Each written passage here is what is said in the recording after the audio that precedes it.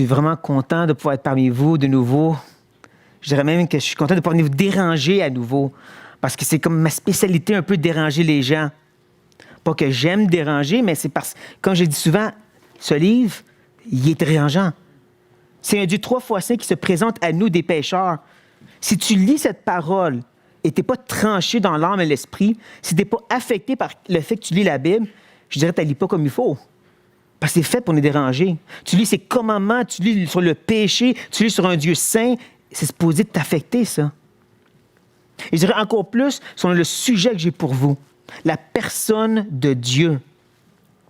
Il y a quelques temps, quand je suis venu, ça fait quand même assez longtemps, j'ai parlé justement de la théologie propre, l'étude de la personne de Dieu. Et une des choses que j'avais dit aussi, c'est important de lâcher prise de nos idoles qu'on a faites de Dieu. Parce que même en tant que chrétien, avec la Bible, on a tendance de façonner une façon de voir Dieu qui n'est pas toujours parfaitement et complètement qui est Dieu. Et je dirais que c'est la même chose justement quand on parle de sa souveraineté. Je dirais que ça, c'est mon sujet par excellence quand on parle de Dieu. Avant mes cours de théologie propre, c'est ça que j'ai fait. J'ai plongé dans la parole et j'en ai ressorti des profondeurs de le règne que Dieu a sur ce monde. Mais parce que je suis un peu différent dans mes approches, je ne veux pas juste vous dire c'est quoi la souveraineté de Dieu.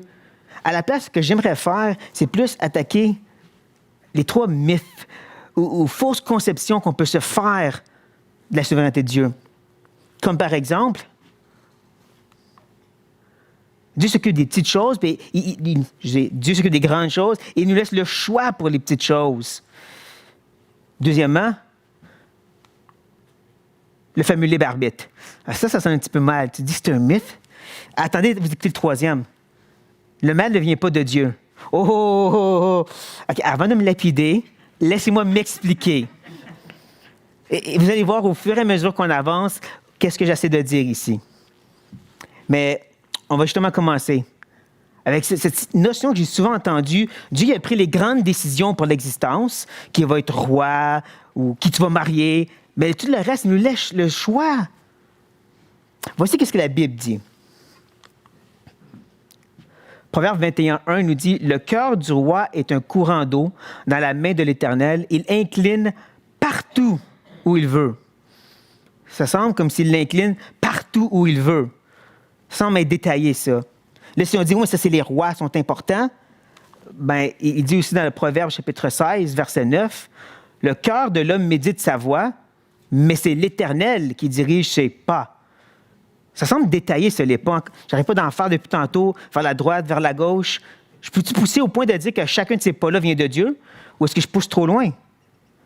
Quand tu penses que Romains 8, 28, ouais, c'est ça, nous dit que justement, toute chose concourt au bien de ceux qui aiment Dieu, de ceux qui sont établis selon ce dessein. Est-ce que toute chose veut dire toute chose?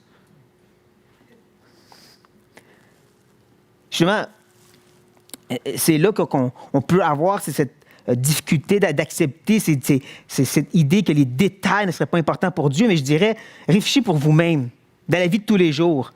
Les détails où est-ce que tu laisses tes clés quand tu arrives à la maison, pas que tu les cherches le lendemain, que tu arrives en retard au travail, ou que tu fasses un accident parce que tu allais trop vite, c'est des détails, ça. Mais s'il y a un Dieu omniscient qui comprend toutes les implications de chaque détail, ne serait-il pas donc au contrôle, en train de décréter chaque détail? Et je vais vous montrer un petit exemple justement dans la vie de quelqu'un qu'on connaît bien, Saül. Je ne sais pas si vous connaissez un peu ce qui s'est passé avant qu'il devienne roi. Il cherchait des animaux pour son père qu'ils avaient perdus.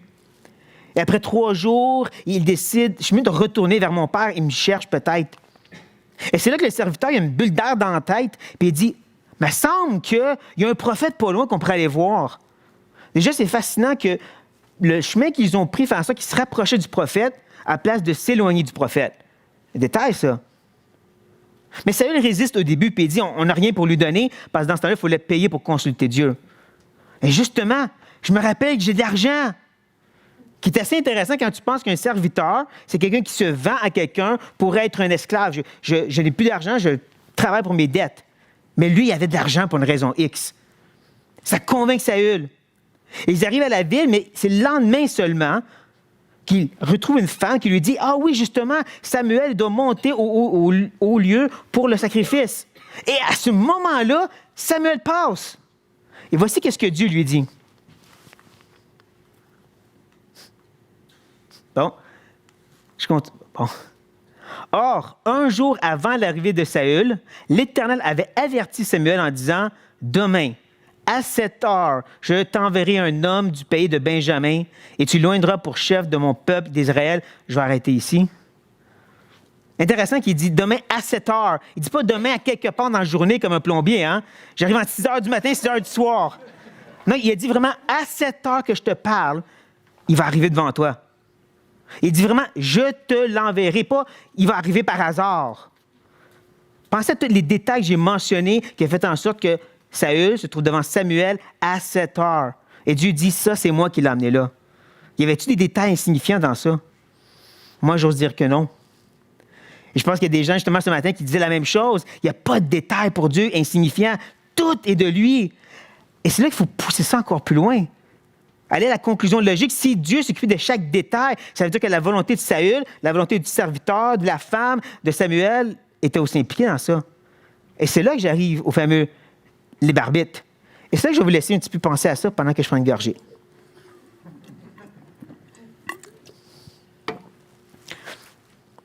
Je l'ai dit tantôt. Non, je ne l'ai pas dit tantôt, je l'ai oublié. Voilà. Mais la précision du langage, pour moi, est importante. Surtout lorsqu'on parle de la personne de Dieu. Et c'est pour ça, je n'ai aucun problème avec l'idée de parler d'une volonté. La Bible nous dit qu'on a une volonté, mais elle ne parle jamais comme si elle est libre. Dans Éphésiens chapitre 2, ça dit qu'on était sur l'esclavage de Satan. Et si on dit oui, mais on est chrétien, Romains 7 nous dit que le péché est encore en nous, en train de nous affecter. Paul dit lui-même, je fais ce que je ne veux pas.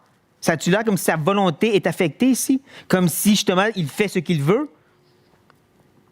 Donc, on voit que notre choix n'est pas pleinement libre. Et Jonathan Edwards, un homme excessivement brillant, a démantibulé cette notion du libre arbitre, pièce par pièce, dans un petit traité d'une 100aine de pages. Je vous sauve le fait de le lire et je vous le résume très simplement. Le choix que tu fais, on va dire ici un choix de crème glacée, ça monte ma dent sucrée. Le choix d'un bol de crème glacée maintenant, il y a une influence derrière ça. Pourquoi du froid, pas du chaud maintenant? Pourquoi du salé, pas du sucré? Pourquoi cette saveur? Pourquoi tu n'as pas attendu? Tout ça a une influence derrière ça. Il y a une cause qui a causé la cause. Et quand tu recules assez loin, il reste la cause sans cause, Dieu. Le seul réel libre arbitre. Le seul que ses choix sont faits non pas à cause de nous, mais en partant de lui-même. Et c'est là qu'on pourrait répondre, oui, Dieu voit les choix qu'on a faits, puis il les permet. Il les laisse aller. Et c'est là, justement, que je voulais parler de la précision du langage. Je ne crois pas à cette idée de la permission de Dieu. Et je vais expliquer très simplement. Il y a deux raisons. Premièrement, par définition, permission veut dire « je ne le voulais pas, mais je l'accepte ». En d'autres mots, je donne un exemple bien simple. Un enfant voudrait manger un biscuit avant le souper. Je ne veux pas, mais je te le permets. Dieu se soumet à personne de cette façon. Donc ça ne marche pas. Et deuxièmement, l'idée de permission comprend l'idée qu'il y a quelque chose qui vient avant. En d'autres mots, l'enfant a demandé aux parents pour avoir le biscuit. Donc, qu'est-ce qui vient avant Dieu? Rien. Il est avant toute chose. Donc, comment est-ce que quelque chose peut venir avant Dieu? Et là, je sais, vous avez peut-être pensé à l'histoire de Job. Satan est venu demander à Dieu. Et c'est là que je veux rappeler aussi une autre chose. Il y a beaucoup d'arguments ici ce matin. Mais c'est là que je vous rappellerai justement, dans la parole, il y a deux visions. La Bible nous présente la vision terrestre, qu'est-ce qui se passe, les choses changent, puis ensuite la vision divine, Dieu qui ne change pas. Donc comment Dieu voit les choses, comment l'homme vit les choses. Et c'est là que je reviendrai sur cette idée justement que la notion que Dieu voit le futur, voit les choix qu'on va faire, puis il laisse aller, ça vient de cette idée de la préscience de Dieu, n'est-ce pas? Dieu voit le futur. Okay, on va prendre le temps d'attaquer un nouveau mythe. Je l'offre gratuitement, ce mythe. C'est 4 pour le prix de 3. La préscience. Le passage par excellence, hein, 1 Pierre, chapitre 1, verset 2. Et qui sont élus sont la préscience de Dieu le Père. Et il y a beaucoup qui prennent cette petite phrase-là, puis ils disent, tu vois, Dieu il a choisi parce qu'il a vu qu'on allait la croire. Il y a un problème avec ce mot. Parce que le mot grec qui est traduit ici par préscience, Pierre le réutilise juste un peu plus loin. Il l'utilise juste ici. Mais par le sang précieux de Christ, comme d'un agneau sans défaut et sans tache, prédestiné avant la fondation du monde et manifesté à la fin des temps à cause de vous. Tant que vous avez compris que c'est le mot prédestiné, c'est le même mot grec que préscience en haut. J'espère que vous ne pensez pas que dans l'éternité passée, Dieu a regardé dans le corridor du futur, puis il a dit, Jésus, regarde, tu vas mourir sur la croix. Ah ben, faut que j'y aille.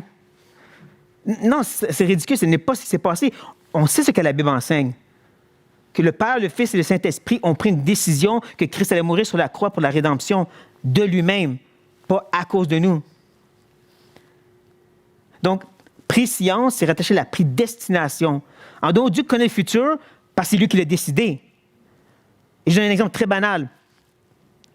Je savais que cette fin de semaine, je venais ici avec des amis, qu'on allait louer une maison, puis que j'allais prêcher sur ce message à Québec. Pas parce que je connais le futur, parce que je l'ai planifié avec mon frère Simon, avec mes amis, puis j'ai loué la maison. Je le savais parce que je l'avais prédestiné. C'est la même chose avec Dieu. Chaque détail, il les connaît parce que c'est lui qui l'a orchestré de lui-même, en lui-même, étant le seul vrai libre arbitre. Donc, et peut-être c'est pas que pour tout le monde, mais on va dire, donc ce mythe étant détruit, on revient maintenant à cette fameuse volonté qui n'est pas pleinement libre, mais qu'on a quand même un certain choix. Et c'est là qu'on va avoir tendance à dire, j'ai de la misère avec cette notion que Dieu, donc, prédestine et impose sa volonté sur nous. Voyons donc, Dieu respecte le libre arbitre. Dieu ne s'impose pas sur l'être humain. Et il se dirigea vers Najot, près de Rama. L'Esprit de Dieu fut aussi sur lui. Et Saül continua son chemin en prophétisant jusqu'à son arrivée à Najot, près de Rama.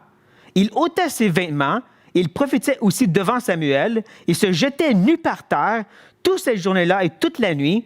C'est pourquoi l'on dit, Saül est-il aussi parmi les prophètes. Est-ce que ça a l'air comme si Dieu a respecté son libre arbitre ici? Pas vraiment, hein?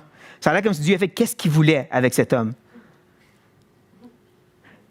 Et c'est là justement qu'on doit reconnaître que qui est Dieu. Prendre une gorgée. Avant que j'en passe plus loin puis qu'on commence à avoir vraiment de la crainte ou de la frustration de ce que je dis, je vais me rappeler c'est qui Dieu. Dieu est infiniment bon, infiniment juste. Il est amour. Notre Dieu est une connaissance de toute chose qui est et qui n'est pas possible. Et donc, le choix qu'il a amené sur la terre, c'est la volonté bonne, agréable et parfaite pour le monde. On se rappelle qui est Dieu et ensuite on revient sur cette idée qu'il n'ose pas se retenir de s'imposer s'il le faut. Et c'est là que ma mémoire a besoin d'aide. Qu'est-ce qui vient après? Ah oui, voici comment Dieu parle justement. L'Éternel des armées l'a juré en disant, « Oui, ce que j'ai décidé arrivera. Ce que j'ai résolu s'accomplira. Je briserai l'Assyrien dans mon pays, je le foulerai aux pieds sur mes montagnes, et son joug leur sera ôté, et son fardeau sera ôté de leurs épaules. Voilà la résolution prise contre toute la terre. Voilà la main étendue sur toutes les nations. L'Éternel des armées a pris cette résolution.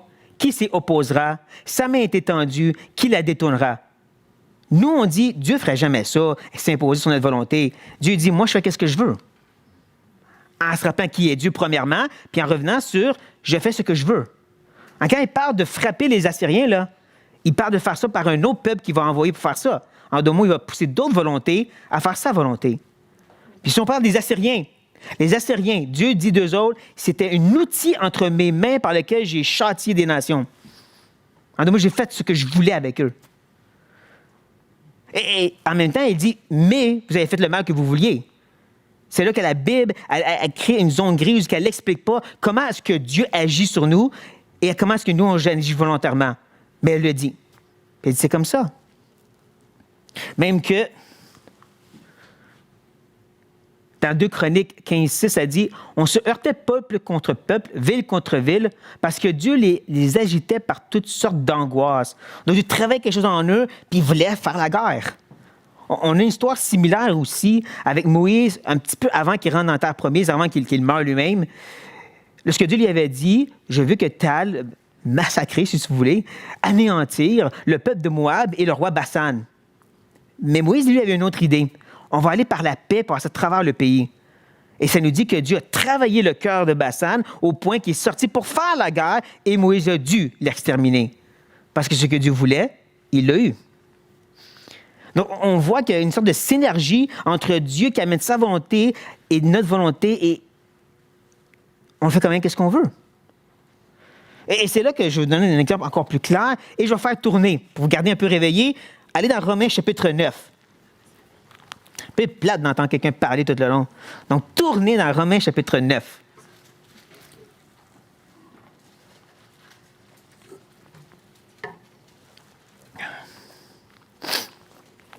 Ça, c'est vraiment un des passages par excellence. C'est pour ça que je vais tout de suite dire, je ne vais pas parler d'élection et je ne vais surtout pas utiliser des termes comme calviniste. Regarde, oubliez les termes.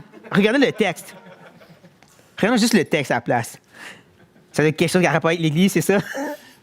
Oublions ça. Et on va être au verset 11.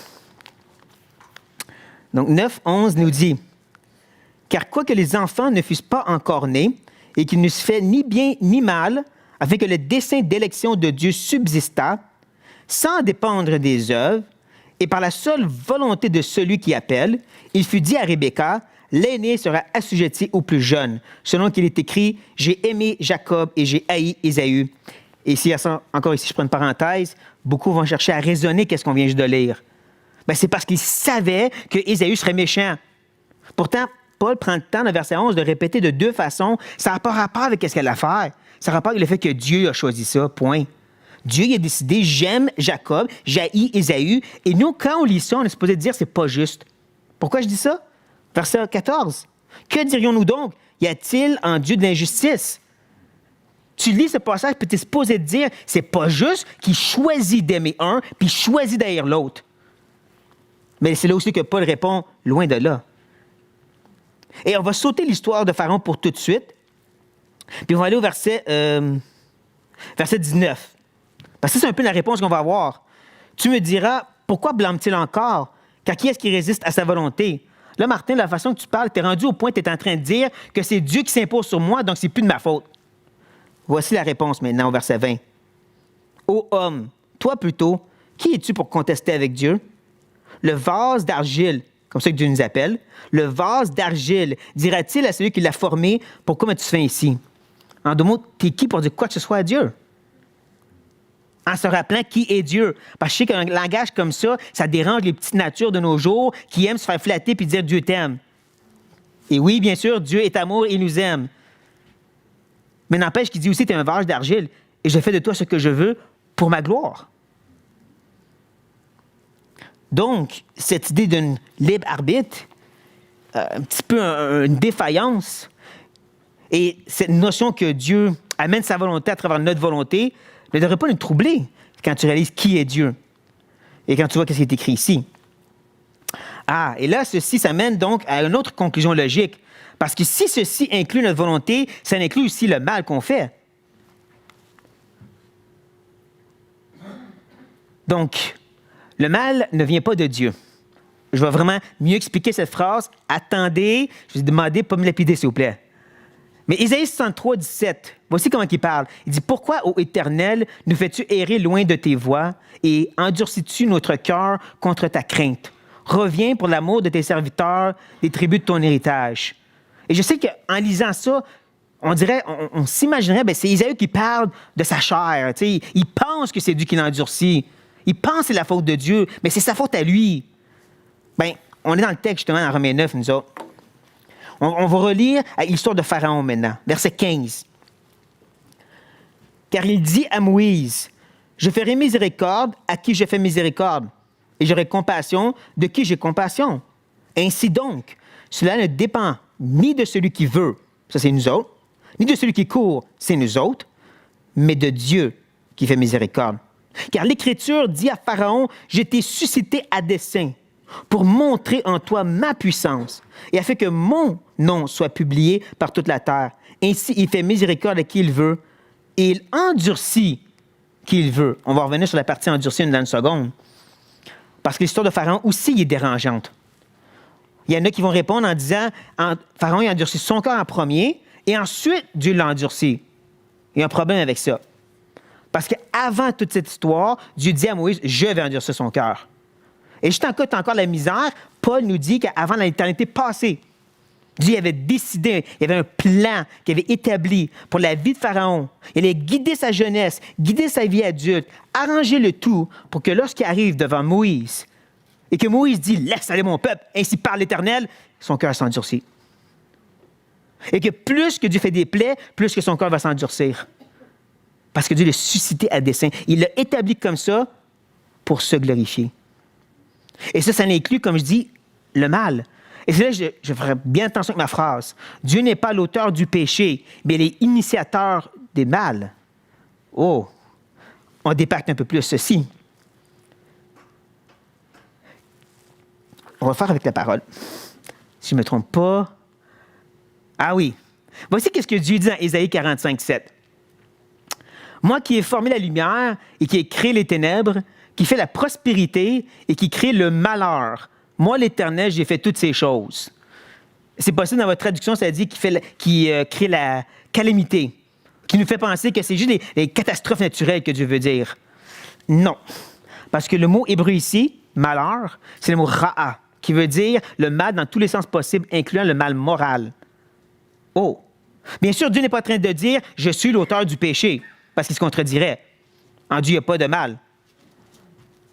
Mais il est quand même en train de dire à un roi qui est de religion zoroaster, il croit à un Dieu du bien et un Dieu du mal, un qui crée la lumière, un qui crée les ténèbres.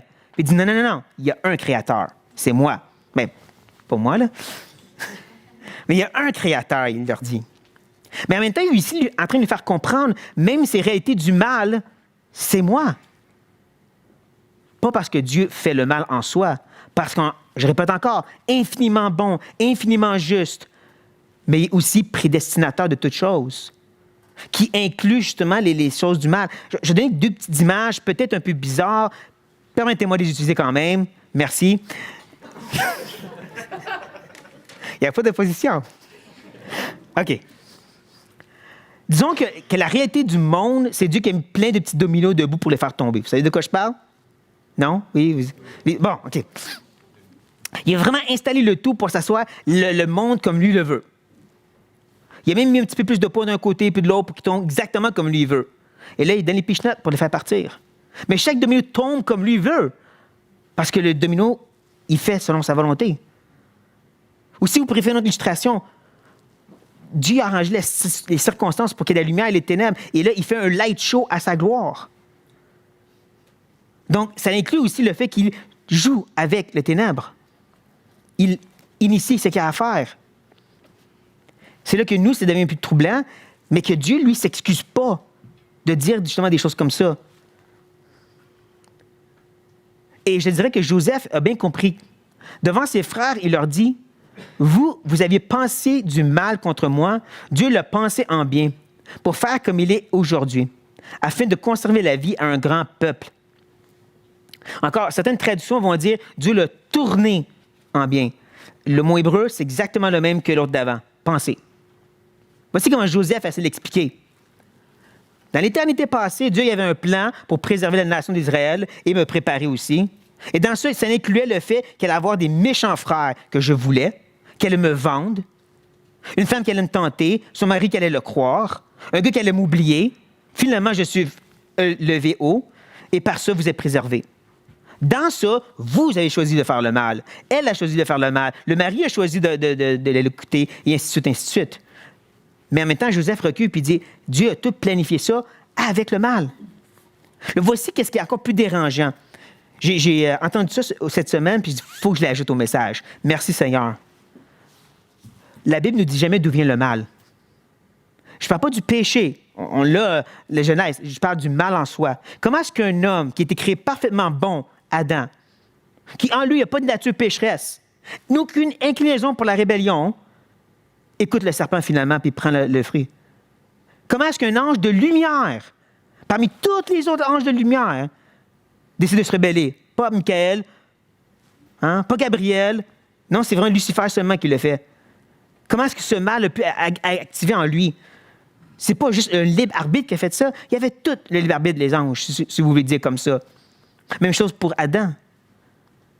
Non, il y a quelque chose qui est derrière ça que Dieu dit, c'est pas à vous de comprendre. Mais c'est à vous de reconnaître que ça vient de moi, que je suis au contrôle et que je fais quelque chose avec ça. Justement, si je ne me trompe pas, j'ai encore d'autres passages. Ah oui, il y en a plein. Dieu dit, et c'est vraiment Dieu qui parle, « Je leur donnais aussi des préceptes qui n'étaient pas bons et des ordonnances par lesquelles ils ne pouvaient vivre. Je les souillais par leurs offrandes, quand ils faisaient passer par le feu tous les premiers-nés. J'ai voulu ainsi les punir et je leur faire connaître que je suis l'Éternel. » C'est ici que je prends une pause que j'aurais dû faire tantôt et dire, quand vous lisez des histoires comme celle-ci, ou avec justement Saül qui se fait utiliser par Dieu comme bon lui semble, d'avoir une attitude qui dit il le méritait, c'est pour ça que Dieu l'a fait, c'est d'oublier qu'on mérite la même chose. Si tu lis cette histoire puis tu dis oh mais eux l'ont mérité, je m'excuse, c'est oublié, tu es un pécheur puis Dieu te fait grâce. Mais si tu reviens à la même idée qu'on est tous dans le même bateau, Dieu ici n'a pas agi par il le méritait, il a agi de lui-même. Puis il a dit j'ai pris votre peuple, j'ai mis la tête première dans la boue puis j'ai dit allez-y tant que vous voulez. Et Dieu dit j'ai fait ça, je vous ai poussé dedans. Puis il ne s'excuse pas de le dire. C'est fou, hein? Ça vient de troubler notre petite nature qui dit non, Dieu ne ferait pas ça. Dieu dit, je l'ai fait. Je. Mais, merci Seigneur, il tasse un peu le rideau. Puis un peu plus loin, il explique. Il dit, et vous, maison d'Israël, ainsi parle le Seigneur, l'Éternel, allez chacun servir vos idoles, mais après cela, vous m'écouterez. Et vous ne profanerez plus mon saint nom par vos offrandes et par vos idoles. En d'autres mots, je vous pousse dedans, vous êtes assez dégoûté que là, vous allez revenir réellement à moi. Et c'est vrai que c'est comme ça des fois. Je regarde dans ma propre vie, il y a des moments où Dieu dit « Vas-y dans ta première, t'es-tu tanné? Tu veux-tu me revenir, lâcher prise? » Mais ce n'est pas toujours le cas. Il ne faut pas penser que ça, c'est réponse à tout. Il y a des moments que j'ai tombé dedans puis je suis pas ressorti en disant « J'en veux plus! » Je suis retourné encore dedans. C'est pas la même chose. Mais c'est quand même un petit indice que Dieu nous donne, même s'il n'y a pas le besoin de s'expliquer à nous. C'est ainsi et c'est tout. Et c'est pour ça que je dirais, on avait distraction, c'est pour ça que je dirais, si à ce point-ci, il y a encore des oreilles attentives et que vous n'avez pas bouché les oreilles et dit non, je ne veux pas entendre ça, Dieu il est méchant, non, j'aime pas ça. Si vous êtes encore attentif, peut-être vous êtes arrivé à le point de dire, OK, mais ça change quoi dans ma vie, tout ça? Parce que c'est ça le but d'une bonne prédication, c'est comment ça s'applique dans ma vie. Ça change quoi de savoir toutes ces choses-là, à part que je peux argumenter contre des gens? Qui n'est pas vraiment une bonne chose en passant.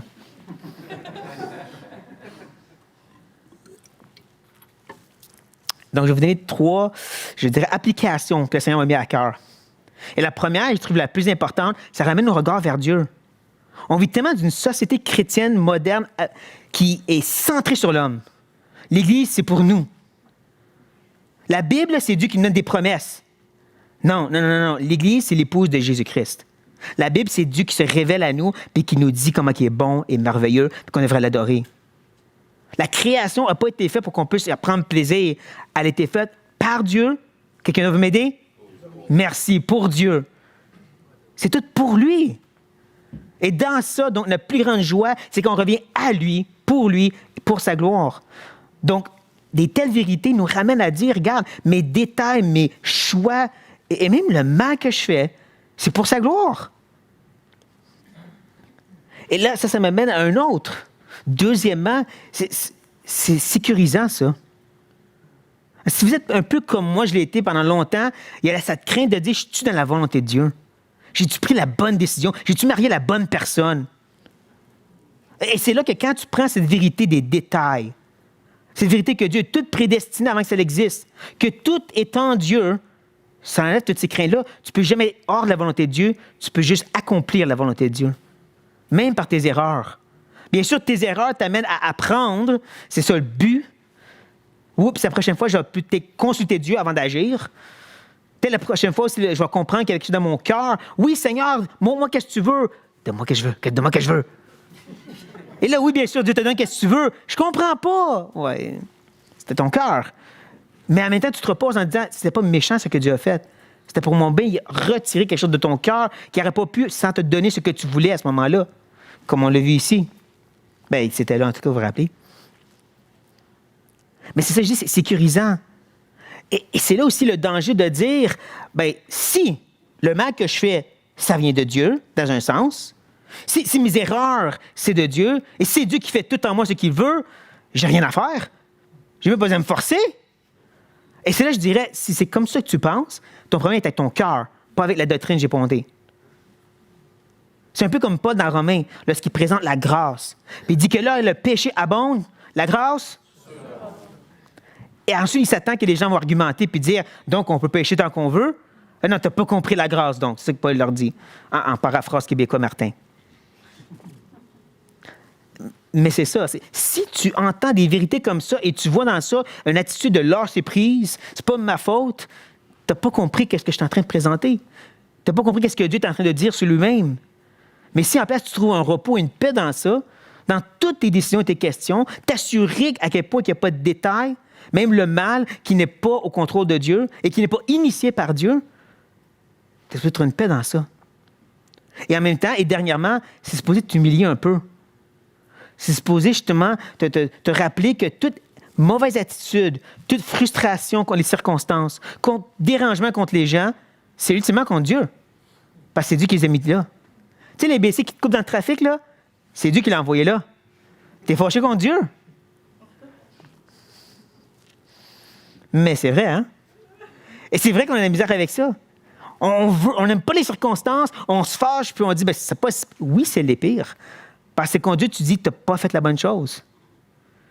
Ça, je veux dire, c'est une réalité qui vient t'humilier, puis de dire, non, parce que tout vient de Dieu, je me soumets à ça. Et je pense que le meilleur exemple qu'on a, c'est Jésus, qui dit quoi? Je ne fais rien de ma moindre, je fais juste la volonté du Père. Et y a-t-il quelqu'un qui est plus en paix dans tout ce qui se passe dans sa vie? Je ne peux pas dormir, c'est correct, je vais dormir tantôt. Je vais aller prier tantôt pendant la nuit s'il faut. Arrache-moi la barbe, allez-y. Les seules fois qu'il s'excite, c'est pour la gloire de Dieu, le temple, ou reprendre les gens dans l'erreur. Sinon, monsieur cool. Hein? Pourquoi? Pas parce qu'il était meilleur, c'est parce qu'il était soumis. Ben oui, il était meilleur parce qu'il était Dieu, là. Mais aussi cette idée qu'il était soumis totalement à la volonté de Dieu, réalisant que tout venait du Père.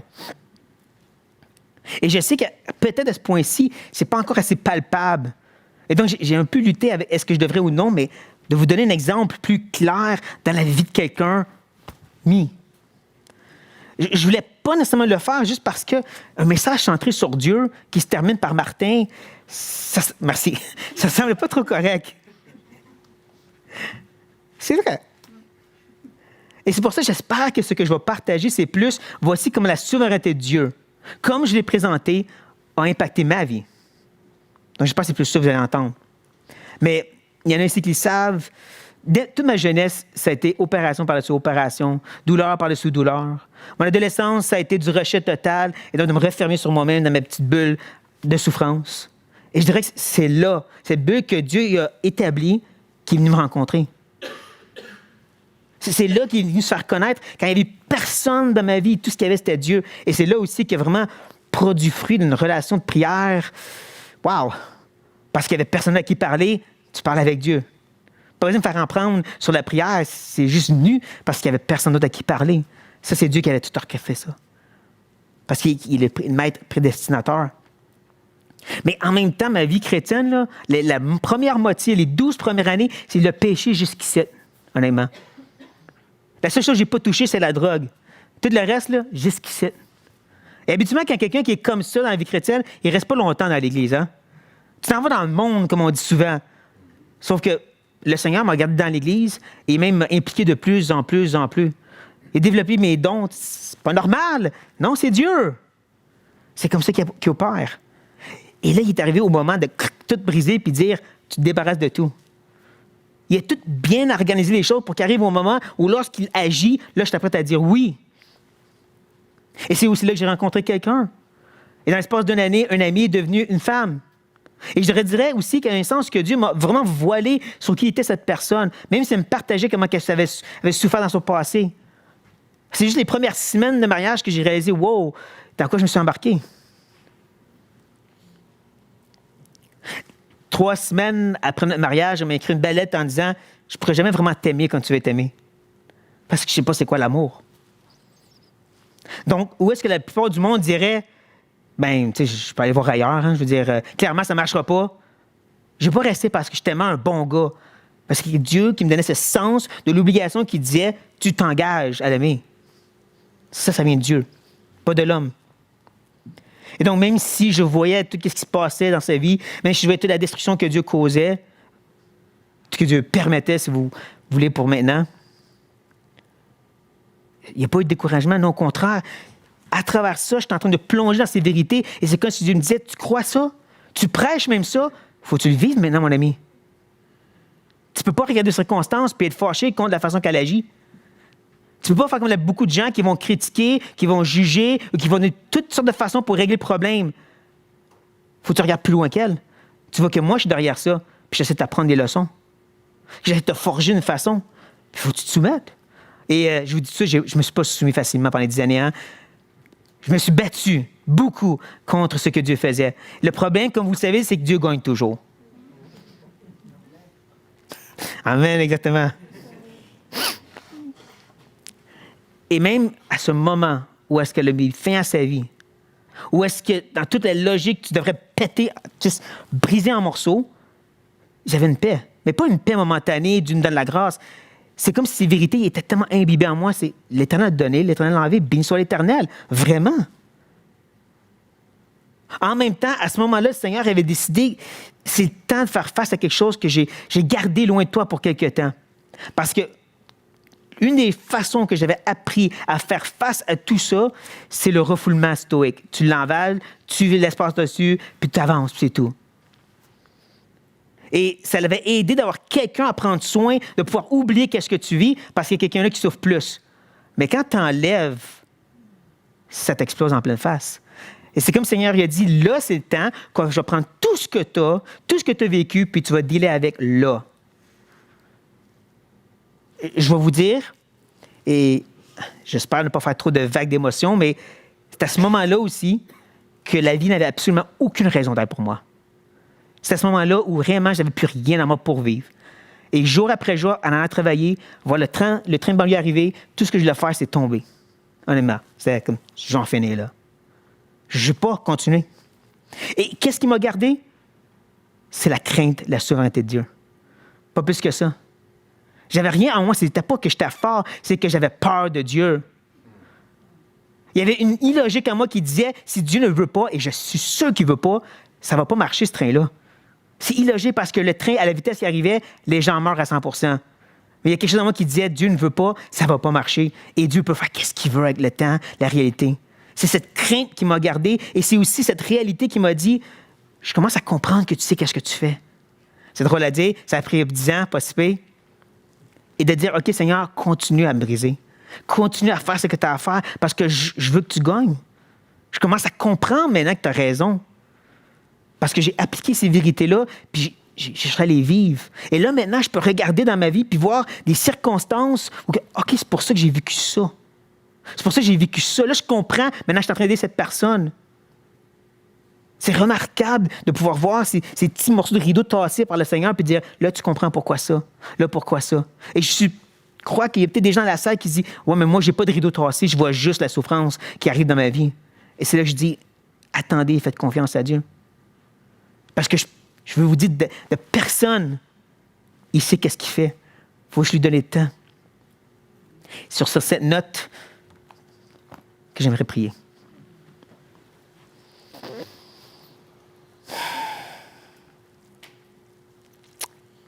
Ouais. Seigneur, on ne comprend même pas la surface de qui tu es. On touche à peine la surface du iceberg éternel de notre Dieu. Pardonne-nous de questionner, pardonne-nous de critiquer, pardonne-nous de vouloir se faire des idoles de toi. Et aide-nous à juste s'abandonner à ta vérité. Aide-nous à juste te laisser être. De toute façon, tu vas gagner. Mais tu es bon, et tu es juste, et tu es saint, et tu sais ce que tu fais. Par mon but n'était pas de convaincre qui que ce soit sur quoi que ce soit, que tout ce que j'ai dit puisse être parti de leur mémoire, honnêtement. On s'en fout que j'avais à dire. Que tout ce qui reste, c'est ta parole active dans leur vie et dans leur cœur maintenant. C'est ça ma prière. Que ce que tu leur as dit reste. Que ce que tu leur as montré demeure. Que ça gruge et ça travaille, ça les façonne dans un abandon et une confiance dans un Dieu qui est au-delà de l'intelligence. Et que ça les amène à des louanges, on n'en peut finir, pour un Dieu qui est digne digne, digne. Gloire à toi, ô Dieu. Amen.